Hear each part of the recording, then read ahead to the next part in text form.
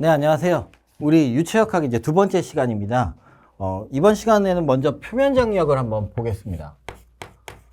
이런 게 지금 뭐 기사 때도 나오는 내용이긴 한데 우리가 이제 알아야 되는 좀 수준은 조금 더 정확하고 조금 더 자세해야 되겠죠. 그래서 서피스 텐션, 표면의 텐션이다라고 이제 얘기를 합니다. 이 장력이 뭔지 좀 알아둬야 될 텐데, 장력은 이게 끌어당기는 힘이에요. 그런데 이제 수직으로 어떤 작용면에 수직으로 끌어당기는 힘이다. 뭐 이렇게 이제 보실 수가 있어요. 뭐 이런 걸 답안에 쓸 필요는 없지만 개념을 아는데 이렇게 필요합니다. 장력이 뭐다, 뭐 이런 건. 자, 먼저 이제 표면 장력의 정의부터 우리 같이 공부해 보겠습니다. 개념을 확실히 알아야 돼요. 그 유체역학도. 자, 얘의 정의는요. 액체가 표면적을 작게 하려는 힘이에요. 표면적을 작게 하려는 힘인데 그게 장력이라는 거죠. 끌어당기는. 작게 하려고 끌어당기는 힘이에요. 그래서 서로 이제 입자끼리 서로 끌어당기는 힘이고요. 표면적이 작다라는 건요. 결국 뭐냐면은 그 입자가 커진다는 거예요. 입자가 같은 양인데 이렇게 입자가 여러 개 이렇게 있는 것과 이렇게 있는 거를 보면 이게 더 많겠죠. 이러면 사실 이게 표면적이 더 넓으니까 표면 장력이 크면 결국은 입자 크기가 크다라고 볼 수 있습니다. 그래서 이걸로부터 알 수 있는 게 표면 장력이 큰 액체는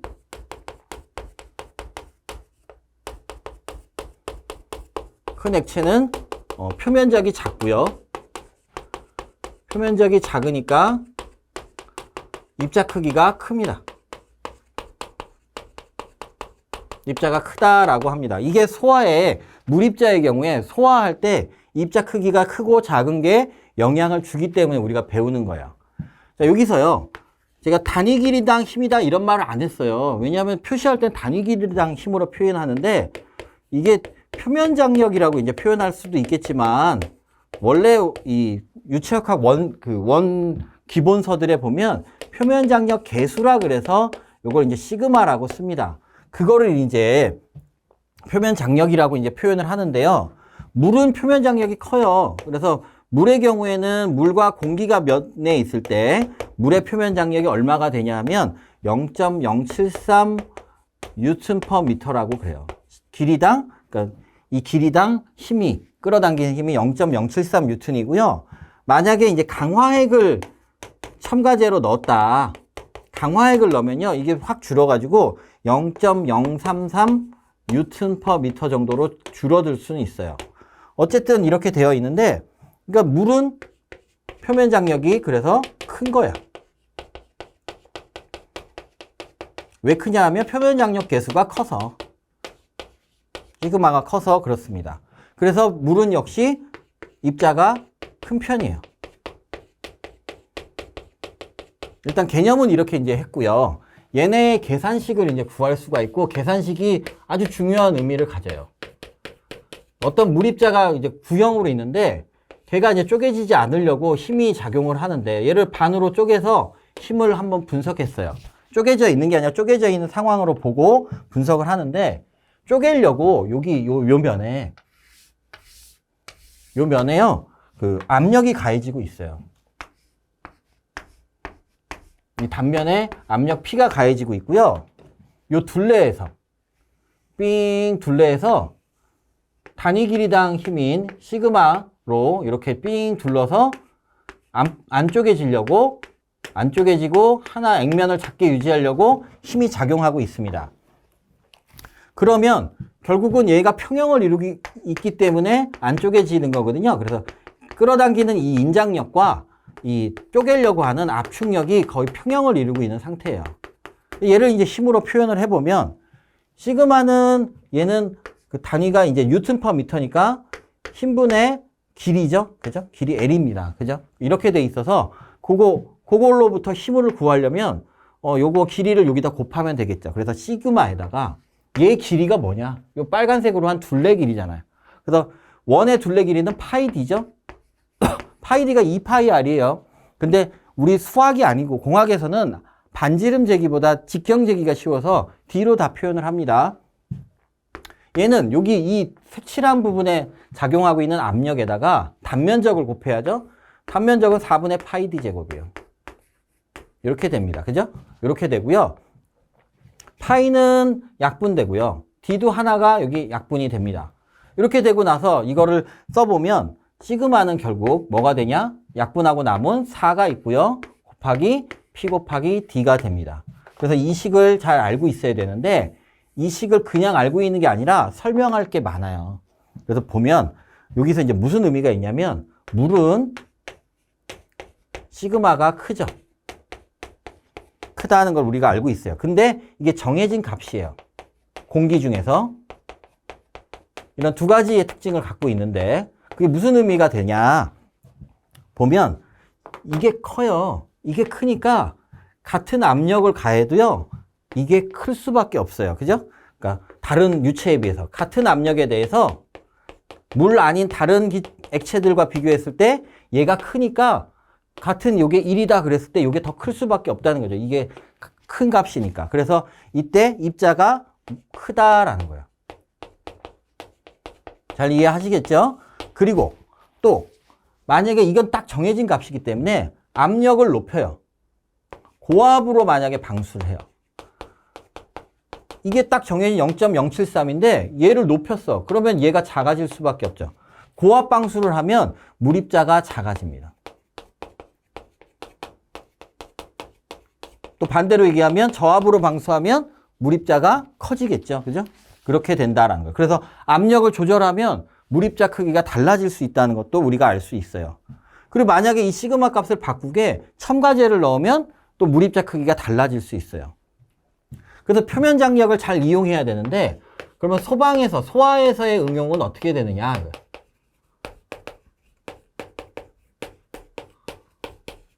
응용을 한번 보면요. 일단 예를 하나 들면 여기 저인화점 액체가 있어요. 저인화점 액체는 이거 표면을 인화점 미만으로 만들기 어렵다 그랬죠. 그래서 화염이 이렇게 있으면 물을 방수했을 때 얘네들이 기상냉각을 화염 냉각을 해야 된다라고 그게 효과적이다 그랬죠. 화재역학 할 때 이런 얘기를 했었어요. 아마 액체 가염을 할 때 했습니다. 근데 이러려면 물입자가 작아야 기화가 용이하죠. 물입자가 작아야 돼. 이래야 유리한데 그러면 물입자를 작게 하려면 어떻게 해야 될까? 물입자를 작게 하기 위해서 뭘 하냐? 요 식으로부터 고압 방수하면 물이 작아진다며. 그래서 고압 방수하는 시스템을 쓰는데 미분무 같은 소화 설비가 있어요. 아주 물입자를 작게 하는 거. 이런 것에서는 물입자를 작게 하기 위해서 굉장히 고압으로 방수를 하게 되더라. 또 주거용 스프링클러도 역시 고압 방수를 하면서 물입자를 작게 합니다. 그 다음에 또 다른 방법으로 첨가제를 넣는 거예요. 첨가제로요, 계면활성제를 넣든지 또는 웨팅 에이전트라는 게 있거든요. 표면 장력을 줄여주는 첨가제입니다. 이런 애를 넣으면 물입자가 작아져서 이 저인화점 액체가 아니라 고체 내부에서 연소하는 신부화제일 때 입자가 작아져서 속으로 잘 들어가게 만들어요. 그래서 물입자를 작게 해서 침투할 수 있게 하는 부분도 있다라는 겁니다. 그 다음에 또 하나 예를 들 만한 게 이거 아주 고강도 화재예요. 창고 같은 데에 고강도 화재가 났어요. 여기 창고에 이렇게 물품이 쌓여 있는데 엄청 큰 화재가 났어요. 그럼 얘의 특징은요, 이 위로 올라가는 열기류가 엄청나게 강해요. 고속이기도 하고 그 기류가 많기도 하고 막 그러면서 세요. 강한 상승 기류가 있게 되는데 이거를 뚫고 표면에 도달해야 얘 불을 끄잖아요. 그러니까 얘네들이 이 강한 상승 기류를 이기고 표면에 도달하는 침투 성능이 중요합니다. 근데 이 강한 기류를 이기려면 얘가 어떻게 돼야 되냐면 물입자가 커야 돼요. 물입자가 작으면 내려가다가 같이 얘 타고 날아가든지 아니면 입자가 작으니까 쉽게 기화되잖아요. 그 기화돼 버리니까 얘가 커야 돼. 커야 하니까 그러면 이 헤드를 어떻게 적용할까? 이거 스프링클러 방수하는 헤드를 어떻게 적용할까에 이 표면 장력이 활용되는 거예요. Q는, 방수량 Q는요, K 루트 P라고 해요. 이때요, 이 같은 방수량을 내, 어떤 방수량을 이만큼 내요. 방수량 내기 위해서 만약에 얘를 높여. 얘를 높이면 입자가 작아져. 그죠? 그래서 이렇게 안 하고 같은 방수량을 내기 위해서 얘를 키워. 크게 해. 크게 하면 어떻습니까? 얘가 100을 내야 160을 내야 된다고 치자고요. 그러면 얘가 160이라면 얘 1이면 되죠. 그죠? 근데 얘가 80이야. 그러면 얘가 이게 2가 돼야 되잖아. 그러니까 압력이 4가 돼야 돼. 그러면 높은 입자가 작아지잖아. 그래서 이렇게 쓰지 않고 크게 해서 물입자를 크게 할 수 있다는 거예요. 즉 K 팩타를 크게 하면 물입자를 크게 방수할 수 있다라는 거예요. 그래서 결론적으로 뭐냐? 어떤 경우엔 물입자가 작아야 유리하고요. 어떤 경우엔 물입자가 커야 유리해요. 그러니까 어떻게 해야 된다? 화재의 특성을 우리가 파악하고 그 화재 특성에 맞게 적절한 물입자 크기로 만들 수 있는 설계를 해야 된다라는 거예요. 그래서 다 K80짜리 쓰고 이러는 거는 진짜 공학을 너무 모르고 하는 그런 방법이다라고 생각할 수 있어요. 자, 그 다음에 정지유체, 정지한 유체의 특성의, 압력 특성에 대해서 한번 간략하게 정리를 해보려고 합니다. 시험에 이걸 직접적으로 낸 적은 없지만 여러 문제에 이게 활용이 될 수가 있어요. 그래서 한번 보겠습니다. 첫 번째로요. 임의의 한 점이 있어요. 정지한 유체가 있는데 한 지점에 있는 물입자가 있어요. 얘네들은요. 모든 방향에서 압력이 같아요.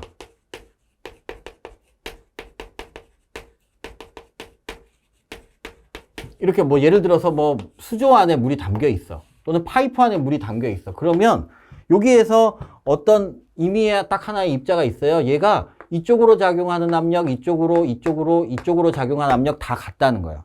왜? 안 그러면 압력차로 흐를 거니까 멈췄다는 건 이미 압력이 같다는 걸 전제한 거죠. 그래서 그렇다는 거고요. 두 번째로요.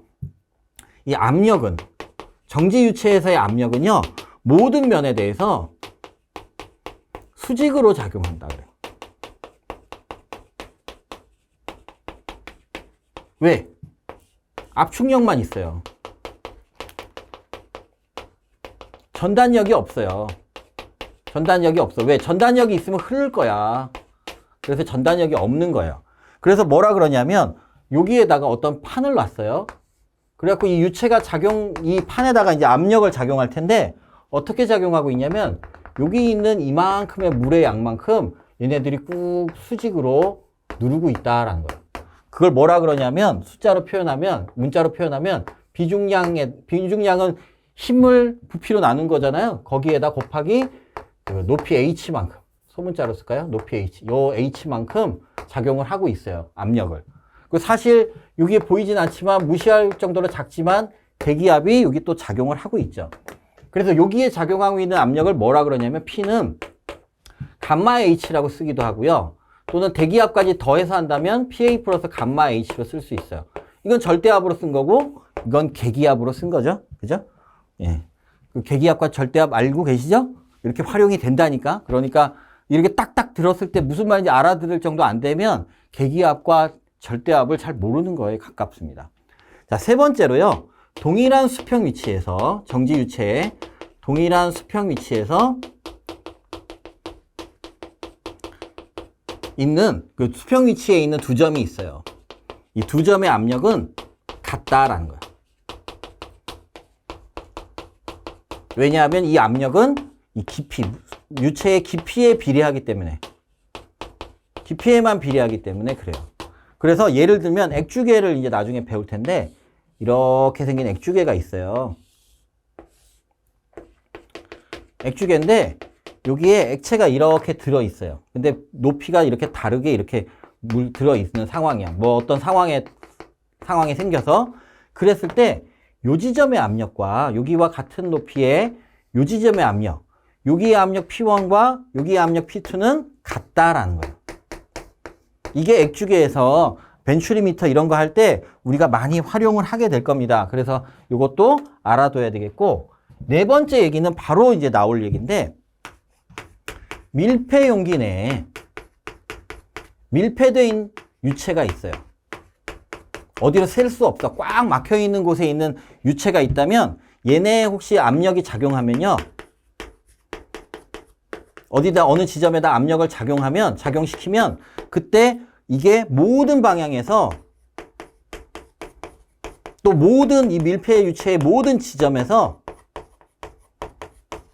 압력이 같습니다. 뭐가 같다? 압력이 같다.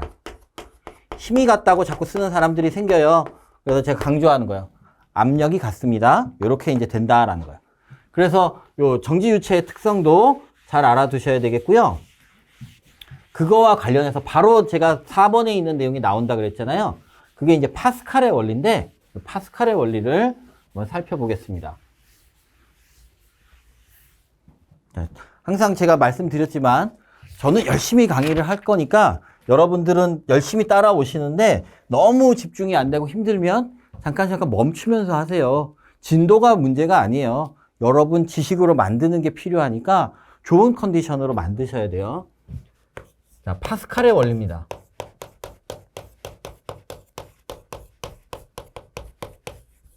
이거에 이제 정의를 한번 써볼게요. 이 정의를 잘못 알고 계신 분들이 많아요. 왜냐하면 글자로는 외우는데 의미를 내 걸로 못 만들어 놨어. 내 지식으로. 그래서 그러는데 한번 볼게요. 자, 밀폐된 유체가 있어요. 여기가 이게 밀폐된 유체가 있는데, 그래서 이 일부 어떤 지점에, 어떤 부분에 힘을 가해서 압력을 가하든, 뭐 어떤 방법으로 압력을 가해요. 압력을 가하면요, 이 밀폐 유체 내에 그 압력이, 가한 압력이요, 밀폐 유체 내에 모든 지점에 같은 크기로 전달된다. 그럼 뭐가 같다는 거죠? 밀폐 유체 내에서 압력을 가하면 뭐가 다 같아? 이 밀폐 유체에 압력이 같은 겁니다.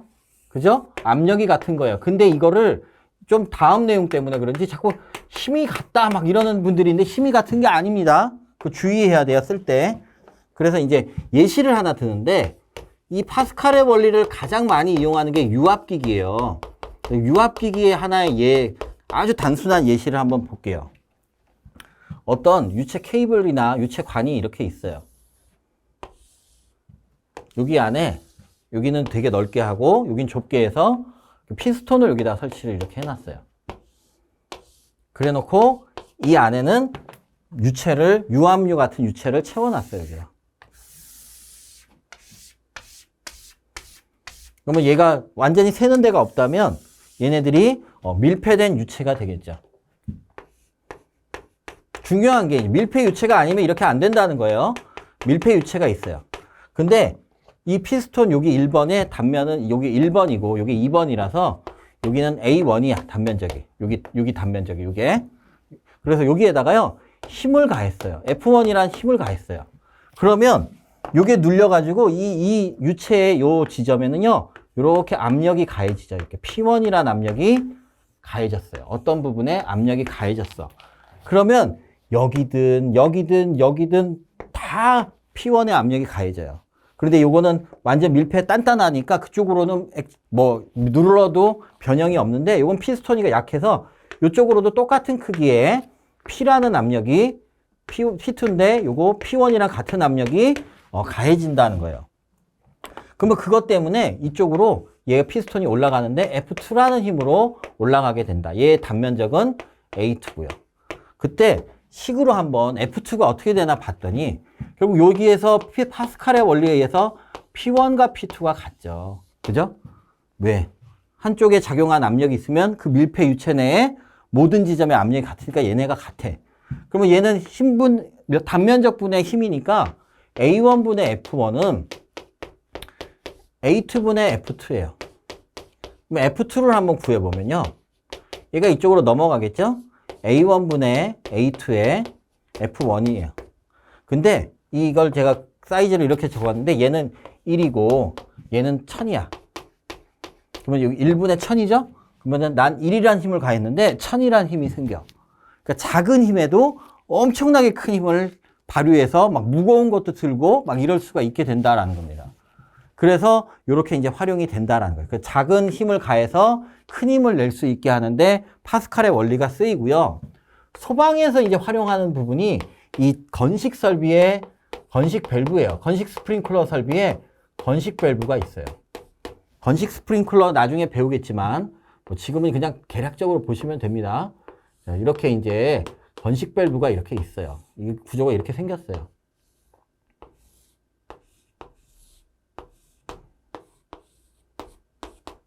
그럼 여기에 이렇게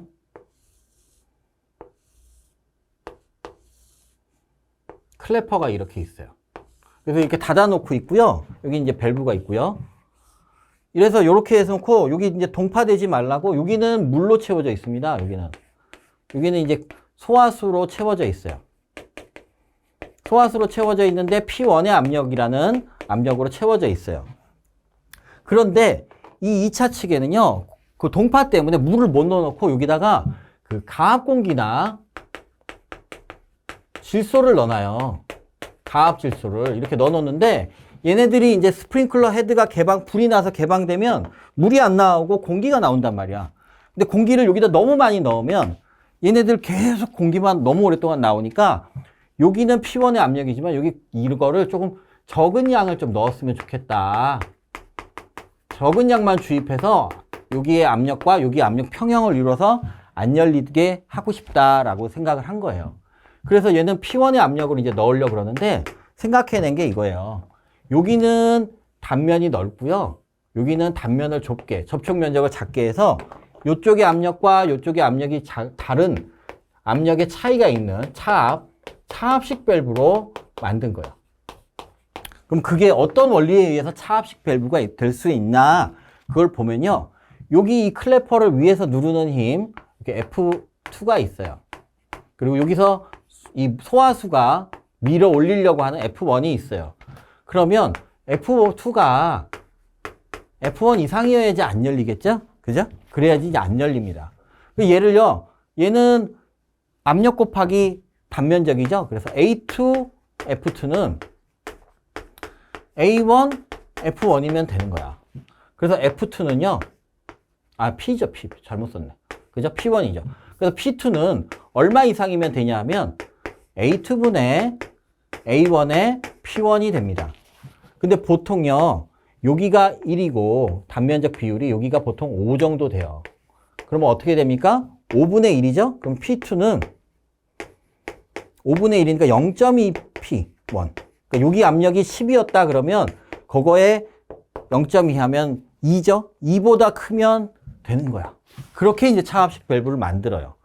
근데 이건요, 그냥 식이고요. 파스칼의 원리가 아니야. 밀폐유체란 말이 한마디도 안 나왔잖아. 그죠?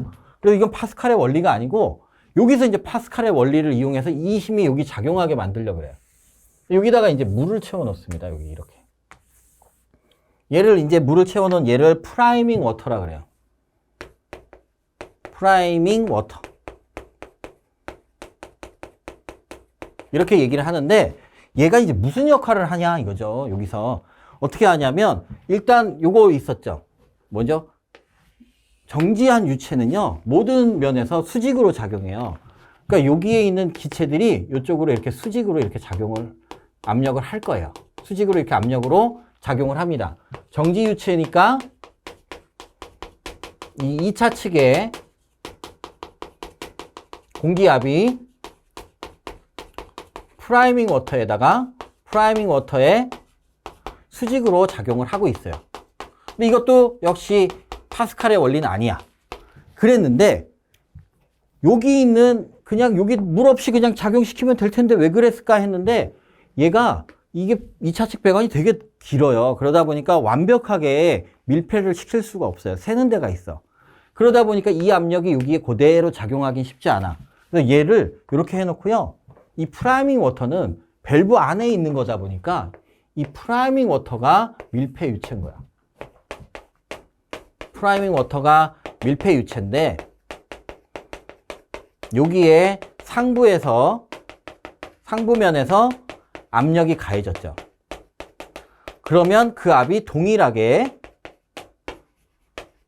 동일한 크기로 클래퍼에 작용이 되는 거예요.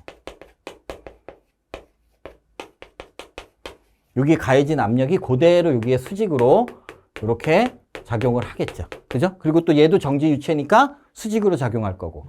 그래서 클래퍼를 완전히 닫을 수 있게. 만약에 프라이밍 워터가 없다면 여기 있는 압력이 온전히 이쪽으로 작용을 못해서 열릴 수가 있어요. 그래서 이 프라이밍 워터를 채워두는 거다. 그래서 파스칼의 원리는 건식 밸브인 차압식 밸브에 거기에 이제 프라이밍 워터를 채워둠으로써 활용이 되고 있다. 이렇게 얘기를 하시면 돼요. 그냥 차압식 밸브여서 작용하고 있다라고 자꾸 요 식 갖다가 쓰기 때문에 제가 정확하게 이제 말씀을 드린 거예요. 물론 이 식도 아까 써야 되겠지만 정확한 표현으로 해야 맞다라는 거, 점수를 잘 준다. 정확하게 쓰자라는 거죠. 자, 그 다음에 이제 뭐가 나오냐면 무차원수가 나오죠? 무차원수를 한번 보겠습니다. 무차원수가 왜 필요한지와 그 예시들을 몇 개 들라 그랬는데 얘네 개념을 먼저 살펴보면요. 얘네들은 같은 차원의 두 가지의 성질을요. 비교한 거야.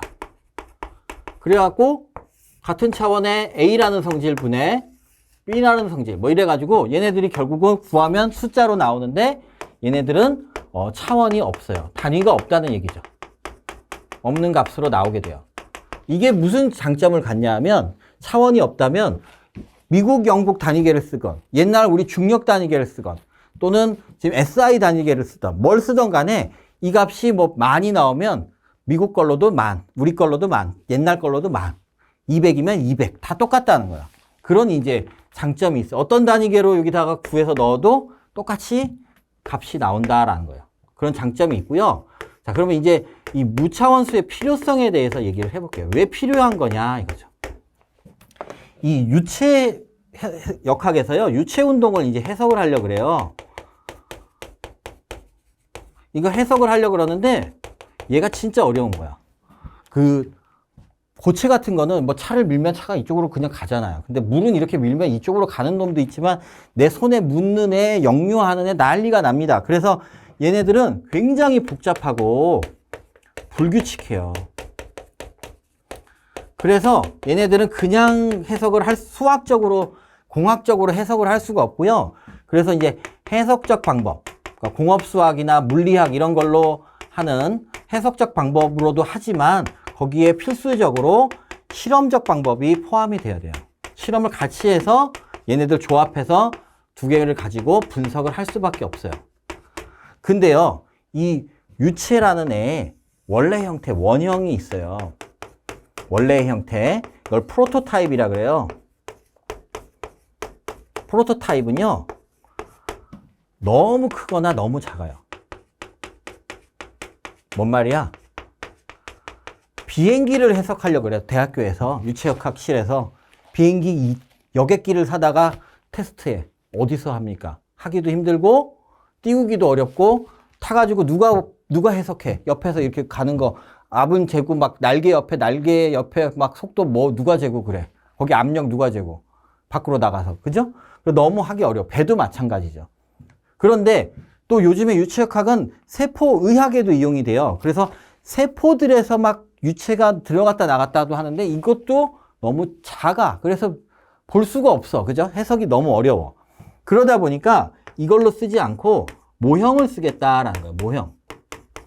모형 또는 모델이겠죠. 그래서 모델링이란 게 가상의 걸로 하는 거예요. 그래서 모형을 이용해서 실험을 하게 된다.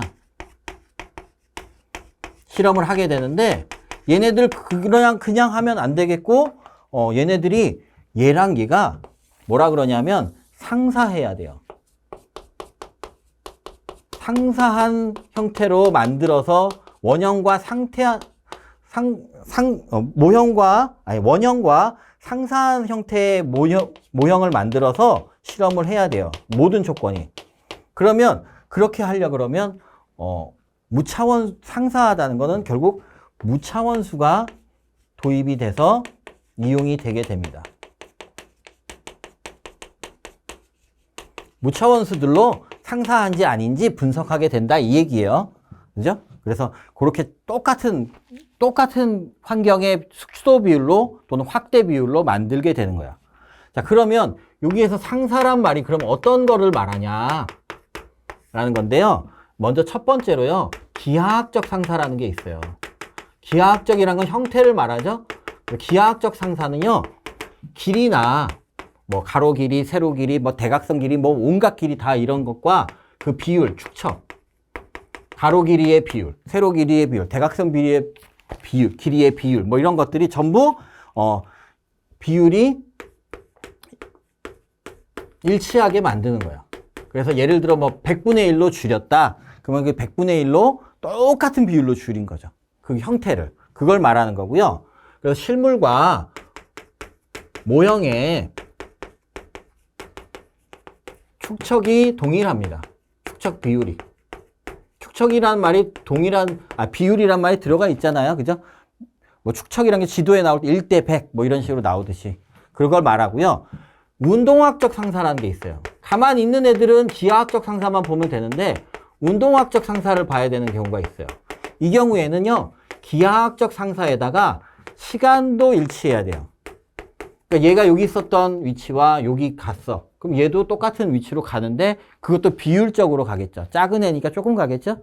그러니까 뭐 예를 들어서 내 배다 그러면 배 길이의 뭐 10배를 가는 시간, 뭐 10,000배를 가는 시간, 뭐 이런 식으로 시간까지 일치시킨 게 운동적 상사. 그 다음에 최고로 상사한 건요, 역학적 상사예요. 역학적 상사라는 건 기하학적 상사도 만족하고 운동학적 상사도 만족하는데 여기에다가 그 플러스 알파로 더 상사한 비율이 있어야 되는데 이건 뭐냐면 작용하는 이 유체에 작용하는 어떤 원형에 작용하는 힘들이 여러 개가 있는데 그 힘들의 비율이에요. 비율이 같아야 돼요. 그걸 이제 역학적 상사라고 합니다. 아직 이게 무차원수가 무슨 상관이 있어? 이런 생각이 드실 수가 있는데요. 어떤 힘들이 이제 유체에 작용할 수 있는지 그래서 상사한 게 어떤 게 필요한지 한번 보면요. 외울 때 이렇게 외울 수 있어요. 관중, 전표축 뭐 이렇게 이제 외워도 되는데 그냥 외워도 돼요. 어쨌든 이렇게 되는데 뭐냐? 관성력이에요. 관성력인데 뭐 프로토타입, 원형의 관성력분의 관성력이에요. 모델의 관성력. 이 비율. 그리고 중력이죠. 중력인데 프로토타입의 중력분의 이 뭐입니까? 모형의 모델의 중력. 이 비율이 같아야 돼요. 작용하고 있다면 그 다음에 또 점성력이죠.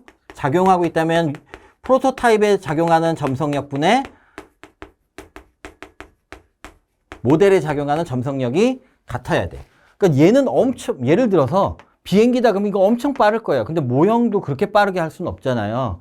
그러니까 그 비율을 같게 하면 돼. 얘를 10,000분의 1로 줄였으면 작용하는 얘네들도 10,000분의 1로 줄여서 적용시키면 되는 거예요. 그 다음에 또 표죠. 표면 장력. 혹시 작용하고 있다면 표면 장력에 대한 비율.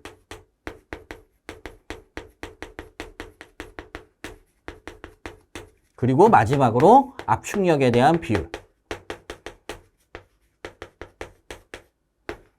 이런 비율들이 있는 힘들에 대해서는 비율이 같아야 된다라는 거예요. 이거의 비율까지 같아야 된다. 있는 힘이 있다면. 이렇게 이제 얘기를 할 수가 있습니다. 그럼 요걸로부터요. 그러면 이 힘이 같은지를 표현하기 위해서 어떤 걸 이용하게 되냐면 무차원수를 이용을 하게 됩니다.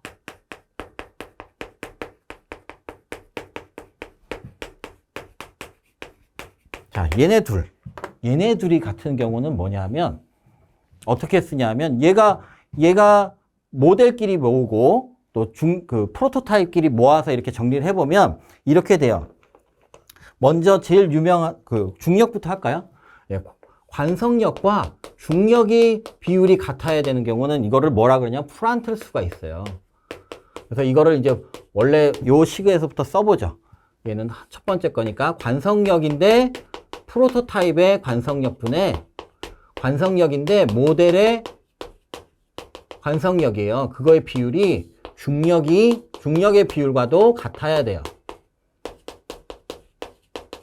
그랬을 때 프란틀수는 어떻게 쓴 거냐면 얘네끼리 이렇게 모은 거야. 그래서 이렇게 점성력을 이쪽으로 점성력이 아니죠. 중력이죠. 중력을 이쪽으로 끌어내려왔어. 중력인데 여기는 M이죠. M의 거. 그리고 관성력인데 M의 거. 그러면 이렇게 되겠죠? 그러면 얘도 이쪽으로 넘어갈 거 아니에요? 중력인데 관성력이야. 그러면 이게 프로토타입, 원형의 겁니다. 결국은 뭐냐? 프란틀수라는 거는 중력분의 관성력이고요. 식으로 쓰면은 이렇게 씁니다. 루트 GL분의 속도 V예요. 그래서 예를 들어서 이게 1000m짜리 원형이 있어. 그거를 1로 줄였어. 속도도 그거에 맞춰서, 그죠? 그 비율만큼 속도도 줄여서 넣으면 이거의 비율이 같을 거야. 결국 원형과 모델의 무차원수인 프란틀수가 같을 거다. 그래야지만 역학적 상사하다. 일단 이 힘만 둘 다 이거 두 개만 작용하고 있는 상황이다. 이러면 역학적 상사가 된 거야. 물론 기하학적, 운동학적 상사도 충족한 상태에서. 그런 식으로 나오는 거야. 그 다음에 얘와 얘가 있겠죠? 관성력과 점성력에 대한 걸 그런 식으로 만들면요. 레이놀즈 수가 돼요. 레이놀즈 수는 어떻게 됩니까? 점성력분의 관성력이죠. 그러니까 프로토타입과 원형과 모형의 이 값이 같으면 또 상사하게 되는 거죠. 그래서 이렇게 쓰고 얘는 점성계수 뮤분의 rho VT라고 써요. 이렇게 되고요. 그 다음 관성력과 뭐가 있습니까? 관성력과 표면장력이 있어요. 얘네들은 뭐라고 쓰냐면 웨버수라고 쓰고요. 웨버수는 그 표면장력분의 관성력이에요. 식으로는 시그마가 표면장력 계수였죠? 로 V제곱, 속도의 제곱 L입니다. 이렇게 되고요. 근데 관성력과 마지막으로 압축력에 대해서 보면 얘는 이제 오일러 수라는 게 있어요. 오일러 수는 관성력분의 압축력이야. 그래서 얘는 로 V제곱분의 뭐죠? P, 압력 P입니다. 그래서 만약에 예를 들어서 이 프로토타입에 작용하고 있는 힘이 이거였다. 그럼 뭐가 같아야 됩니까? 원형과 모델에 일단 관성력과 점성력인 레이놀즈 수가 같아야 되고 관성력과 압축력의 비율인 오일러 수가 같아야 되는 거야. 그죠?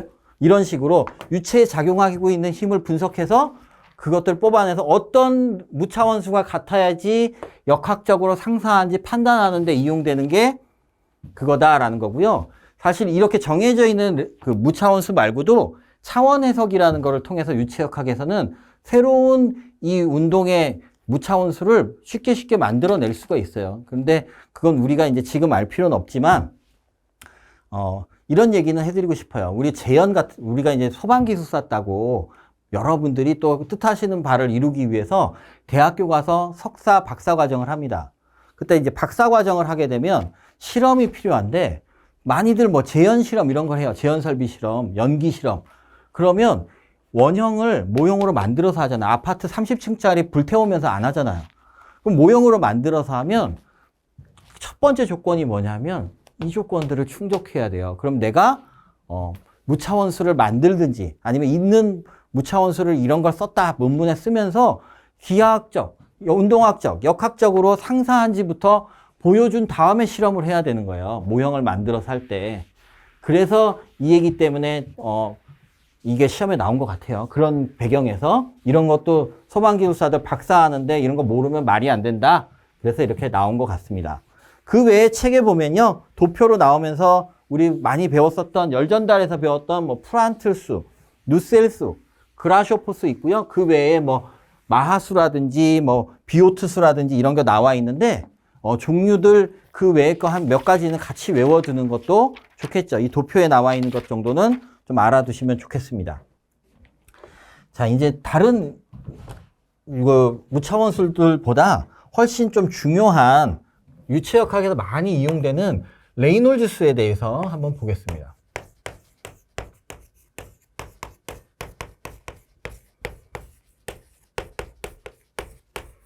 레이놀즈 수는 아까도 나왔지만 얘네 개념을 보면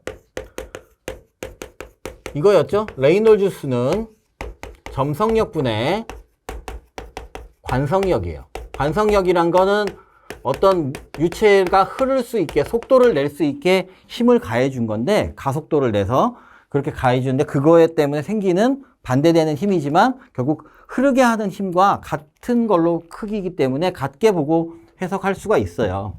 얘를 식으로 쓰면 뮤분의 로 VD고요. 우리 점성계수 할 때 배웠지만 로분의 뮤는 동점성계수 누였죠? 그래서 누분의 VD라고도 쓸 수가 있어요. 근데 이 레이놀즈 수가 왜 중요하냐면 레이놀즈 수 값에 따라서 이 유동이 어떤 유동인지를 정해줄 수가 있어요. 그래서 측류 유동이 있고요. 그 난류 유동이 있습니다. 그 사이에 중간 과정인 천위 영역이 있어요. 그래서 얘네들이 레이놀즈 수 값에 따라서 달라지게 되는데 측류는 레이놀즈 수가 2300 이하예요. 이렇게 이제 씁니다. 공인된 값이 2300이다 그래요. 그러니까 2000이나 2100이나 옛날에 막 혼용해 썼는데 지금은 공인은 2300이다 그래요. 근데 얘는요 보통 2300에서 레이놀즈 수가 4000 정도 되는데요. 난류 영역은 4000 이상이다 이렇게 볼 수가 있겠죠. 그런데 이건 아직도 말이 많아요. 유체역학계에서. 야, 3500이야 난류가 시작되는 건 이런 견해도 있고요. 아니야 4000이야 이런 견해는 주력으로 많고 또 12800이야 뭐 이 정도로도 얘기하는 견해들도 있어요. 그러니까 이거 참 딱 정해지기 어렵다는 걸 알 수가 있죠. 보통은 공통된 의견은 최소한 10,000 이상이면 확실히 난류야. 10,000 이상이면 확실히 난류인데 4000에서 난류가 되는 애들도 꽤 많기 때문에 뭐 이렇다 뭐 이런 정도라고 보시면 돼요.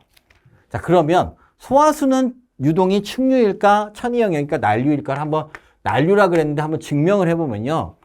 소화수는 물의 유동이죠. 얘의 레이놀즈 수 값을 한번 구해보자고요.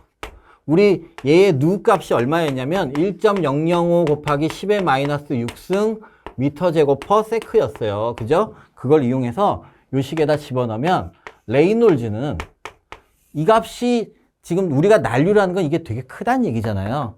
그러면 아주 작게 나오는 경우에도 얘가 되게 크다는 걸 보여주면 돼. 더 큰 거는 다른 상황들은 더 클 테니까. 그래서 얘는 고정값이니까 그대로 넣고요. 여기에다가 속도를 소화배관에서 제일 느릴 수 있는 속도를 넣죠. 0은 안 돼. 0이면 안 흐르는데 뭐. 그죠? 제일 느린 정도로 우리 1m/s면 굉장히 느린 거야. 뭐 배관 내에서 유속은 4m/s 이하일 것 뭐 이렇게 나오니까 1일 정도면 굉장히 낮은 거고 배관경도 제일 작은 거 25mm짜리 넣으면 0.025m예요. 이렇게 넣으면 이 값이 얼마가 나오냐면 24,800 정도 나와요.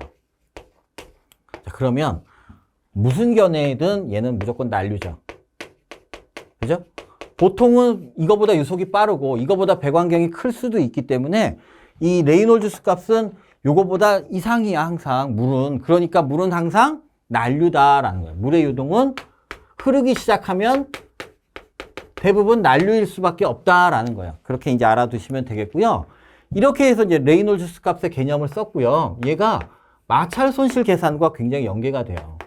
수계 설비에서 마찰 손실을 계산하는 것과 난류인 게 굉장히 큰 관계가 있어요. 그래서 그거에 대해서 이제 설명을 해보려고 합니다. 자, 마찰 손실을 계산하는 방법에는요, 3가지가 있어요. 첫 번째는 하겐-포아젤식이라는 걸 쓰는 거예요.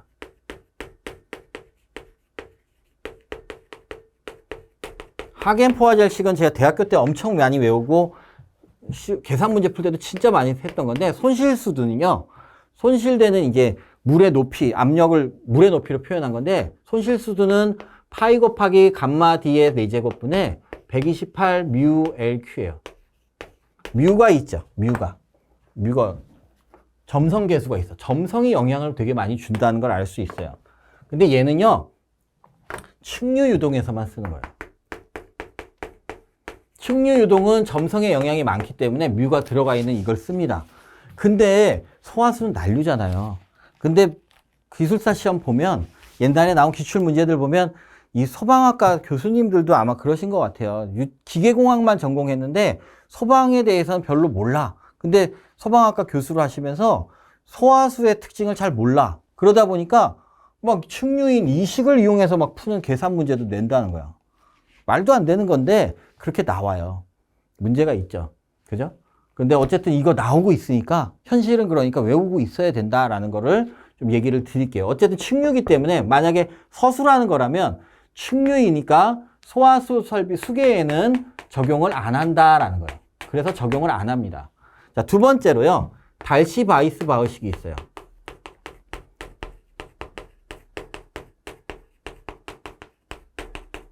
얘가 달시 바이스 바흐식이에요. 얘가요. 웨버라고 읽는 분들이 있어요. 근데 웨버라고 읽으면 안 돼요. 이거 유럽 사람이어서 그렇게 읽는 거 싫어해요. 이 사람 뭐 죽었지만 그래도 자기 이름 다르게 부르면 싫잖아요. 저도 싫어요. 제 이름을 이렇게 진짜 홍성훈 교수님 막 이럽니다. 홍윤성, 홍은성 막 이래요. 왜 그러는 거야, 왜? 남의 일 그렇게 왜 정확하게 모를 수가 있냐. 너무 대충 보는 거 아니냐. 사실 제 이름을 이렇게 부르는 것도 기분 나쁘지만 공부할 때도 다 틀리게 볼까 봐 너무 걱정돼요. 이러면 안 되잖아. 그죠? 그래서 잠깐 제 이름을 어필을 해봤습니다. 자, 얘의 식은요. 이렇게 돼요. HL 손실수두는 F 곱하기 D분의 L 2지분의 V제곱이에요. 이렇게 되는데 얘는 길이고 얘는 직경이고 속도, 중력가속도인데 이게 계수인데요. 얘를 구하는 게 중요해요. 얘는 마찰 손실계수 또는 달시계수라고 그럽니다. 달시의 계수라 그러는데 얘를 구하는 게 되게 중요한데 얘를 구하는 방법에는 두 가지가 있어요. 첫 번째 원칙적인 거는 무디란 사람이 만든 무디 선도로 해서 찾는 거예요. 찾기가 되게 어려워. 너무 복잡해서. 조금만 난시 있어도 숫자 맞추기가 너무 어려워. 그래서 이거 계산하기 어렵다 그럽니다. 그리고 일일이 구간마다 무디 선도를 찾아야 되니 프로그래머 할 수도 없어. 너무 어렵다 그래요.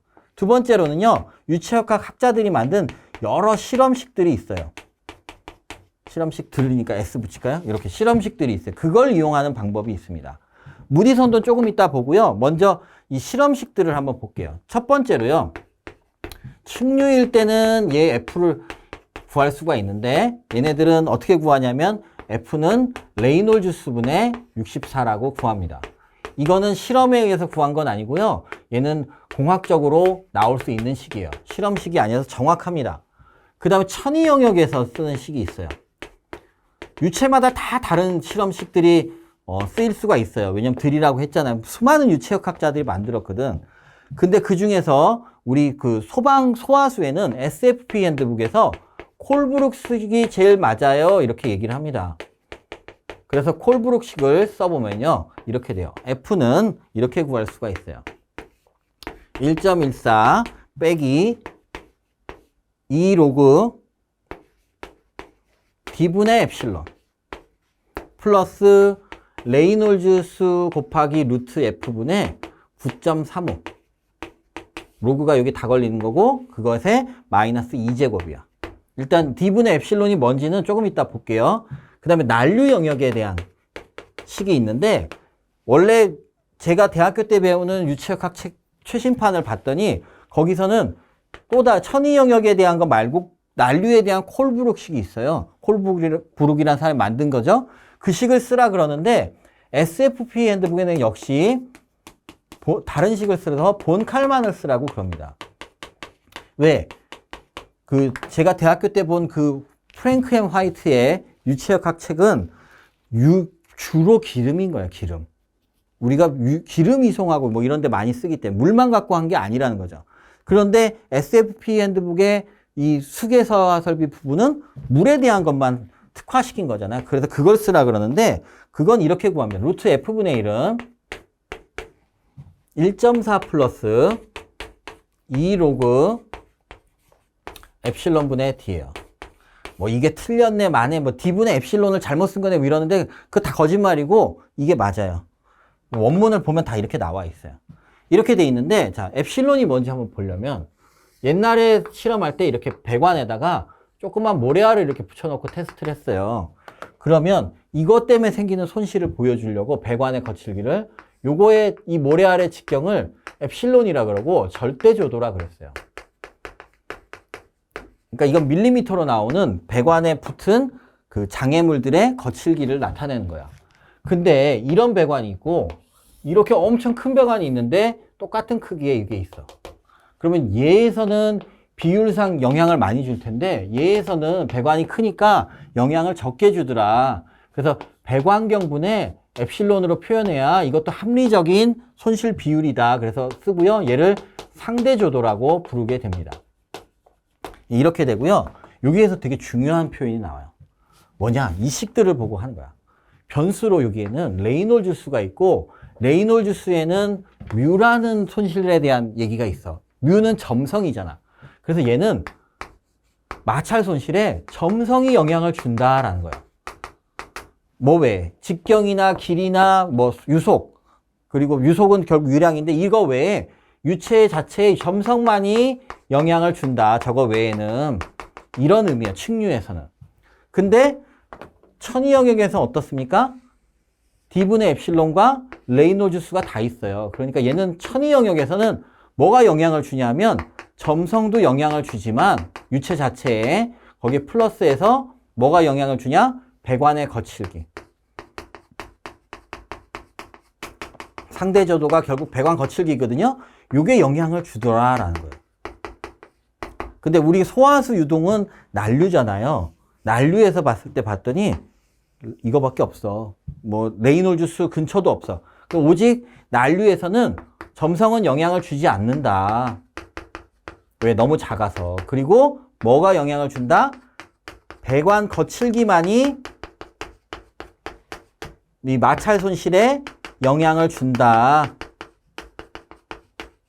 이런 얘기입니다. 그래서 배관 거칠기가 마찰 손실에 큰 영향을 줄 것이다 라는 거예요. 물론 얘네들도 영향을 주고요. 그죠? 그렇게 된다라는 의미예요. 그래서 요 표현이, 요 설명이, 이런 설명을 하는 게 기술사 시험에 몇 번 나왔어요. 그래서 꼭 알아두셔야 되겠고, 세 번째, 얘는 특징이 뭡니까? 얘는 측류에서 썼죠? 얘네들은 그 측류에도 쓰고요. 천이 영역에도 쓰고, 난류 영역에도 써요. 그렇지만 나중에 배울 텐데 소화수 유동에는 잘 안 써요. 왜냐하면 얘네가 오래된 배관에 대해서 어떤 정확한 값을 구할 수가 없어서 못 쓴다 그러고요. 소방에 많이 쓰는 건요. 나중에 이제 배울 텐데 하젠 윌리엄스식이에요. 여기선 이름만 알아두죠. 그래서 하젠 윌리엄스식이 있는데 얘는 소화수 물에 대한 실험식입니다. 그래서 얘를 주로 쓰게 된다. 얘는 엄청 많이 볼 거니까 깊이 볼 필요가 없겠고, 아까 여기서 얘기했던 무디 선도를 잠깐 볼게요. 어디 갔어? 여기 무디 선도 있죠? 무디 선도를 제가 첨부 파일로 붙여놨잖아요. 그걸 한번 볼게요. 이거 기술사 시험에 나온 적은 없는데 그래도 우리가 소방을 제대로 하려면 좀 참고로 알아야 되니까 한번 보겠습니다. 그 첨부 파일 한번 출력해서 한번 보세요. 이게 얼마나 복잡하게 돼 있나. 구하기가. 이렇게 있어요. 축도 3개야. 그래서 이쪽은 레이놀즈 수고요. 이쪽은 상대조도, 대분의 입실론 크기예요. 그리고 얘는 우리가 구해야 될 F입니다. 이렇게 돼 있는데 이게 크다는 건 배관이 이쪽으로 갈수록 거칠어진다는 거고, 여기서 이쪽으로 갈수록 유속이 빨라진다는 거죠. 요렇게 처음에요. 요렇게 이제 4군데로 요렇게 있어요. 일단 요렇게 2군데가 있고요. 여기에 보면 이렇게 선이 딱 하나 있어요. 이렇게 있는데 여기가 레이놀즈 값이 2300이에요. 무슨 의미냐? 여기는 측류 영역이에요. 여기는 측류 영역에서는 선이 하나밖에 없다는 건 D분의 엡실론은 영향을 안 준다는 거고요. 레이놀즈 수가 커지면 커질수록 F값이 작아진다라는 걸 보여주고, 오직 측류에서는 점성만 영향을 준다. 마찰 손실에 F값 구하는데 점성만 영향을 준다라는 걸 보여주는 거예요. 그 다음에 요 영역은요, 임계 영역이어서 이게 도대체 천인지 또는 다른 건지 좀 알기가 참 어려운 경계 영역이 있고요. 그 다음에 여기에 이런 선이 그려집니다. 점선이죠. 점선이 이렇게 그어져 있어요. 이렇게 그어져 있는데 이게 뭘 의미하냐면 이쪽은 천이 영역, 이쪽은 난류라는 거예요. 그래 놓고 선이 엄청 많죠? 선을 한번 그어볼까요? 이런 식으로 그어져 있어요. 여기서 요렇게 넘어오면, 점선 넘어오면 직선이고, 여기서 꼬부러져 있다가 변하다가 직선으로 돼. 그죠? 요렇게 되고, 요렇게 내려가는데 뭐라고 써 있냐면 얘는 거친 관이야. 아니, 매끈한 관. 매끈한 관이고요. 요쪽으로 가면 갈수록, 요렇게 가면 갈수록 요게 거친 관이에요. 그래서 무슨 의미를 갖고 있냐면, 자, 여기가 천이 영역이랬어요. 천이 영역에서는 레이놀즈, 이 D분의 엡실론에 따라서 다 달라요. 그죠? 그러니까 이거 뭐가 영향을 주고 있습니까? 천이 영역에서는